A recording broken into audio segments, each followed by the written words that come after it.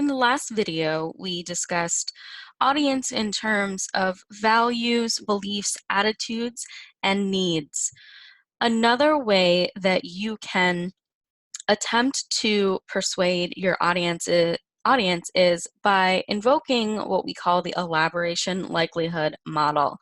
This sounds really fancy and really kind of academic, but I'm going to break this down for you very quickly so that you can see how this works and how it applies to you.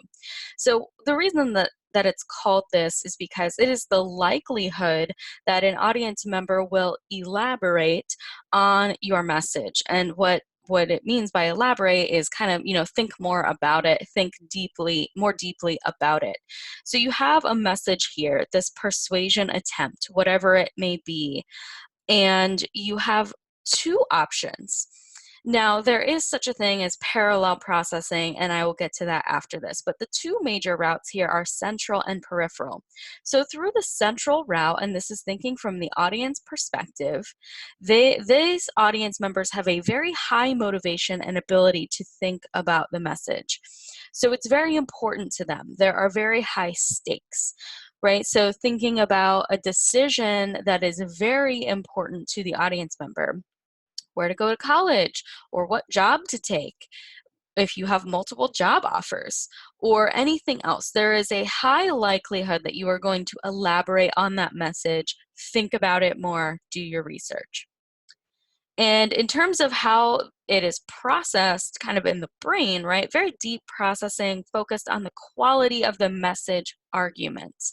So in the last video, when I opened up saying, some speakers can put together a really well-argued message and not persuade, that well-argued message would persuade an audience member through the central route if they are highly motivated to elaborate and think about your message. A good argument is going to persuade them.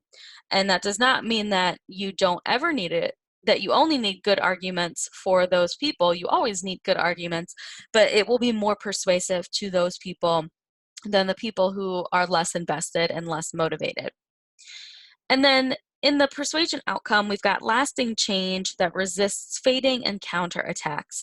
So usually the more highly motivated you are on the topic, the more lasting your change will be, because it is something that is very important to you. The stakes are very high to you, and you've committed to it.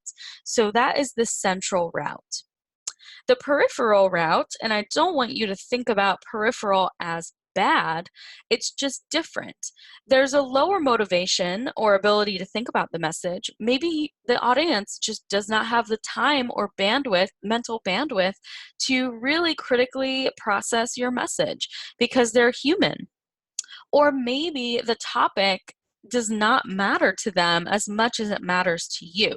And you can think about how you can make it matter more, but at the end of the day, there are going to be differences in what matters to the speaker versus what matters to the audience. Trying to find the bridge there is important, but some audience members are just not going to be motivated by your topic and by the consequences of your message. So we have more superficial processing here, focused on surface features. So say they're not motivated. You can still persuade them through this peripheral route. And these are superficial, and that is not meant to be taken as bad, right? Now, communicators' attractiveness, obviously that is not the only thing that you want to be thinking about, but other surface level things are things like credibility. That can be a surface level aspect. Ethos, right? Thinking about, is this person trustworthy? Do I like them? Other things like convenience or just celebrity appeal, branding, these things that are just, they're quicker associations that we make, but we have those associations so they can flip us or push us in one direction or another.